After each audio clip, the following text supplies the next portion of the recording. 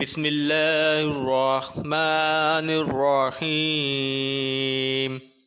ریشم کا کیڑا جب تھوکتا ہے تو اس کے منہ سے ریشم کا دھاگا نکلتا ہے، پر اسے دھاگا رکھنے کے لیے کوئی جگہ نہیں ملتی جہاں دھاگے کو محفوظ کر کے رکھ سکے۔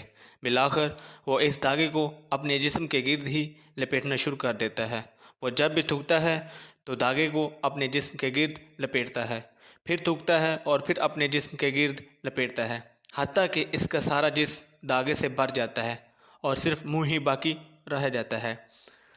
وہ پھر تھوکتا ہے تو اسے دھاگا اپنے جسم پر لپیٹنے کے لیے جگہ نہیں ملتی، اس کا منہ ہی ہوتا ہے جہاں تک ابھی دھاگا نہیں پہنچا ہوتا، تو وہ دھاگا اپنے منہ پر ہی لپیٹ لیتا ہے اور اس طرح دم گھٹنے سے اس کی موت ہو جاتی ہے۔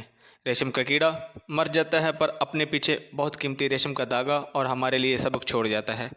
اس کا بنایا ہوا یہ دھاگا 100 سال تک زندہ رہتا ہے۔ مارکیٹ میں ریشم کے دھاگے کی ایک الگ پہچان ہے۔ ریشم سے بھی نفیس دھاگے مارکیٹ میں مل جاتے ہیں، پر ریشم نہیں مل سکتا۔ ریشم کا کیڑا اور اس کا بنایا ہوا دھاگا قدرت کی طرف سے بنایا گیا بہت بڑا سبق ہے۔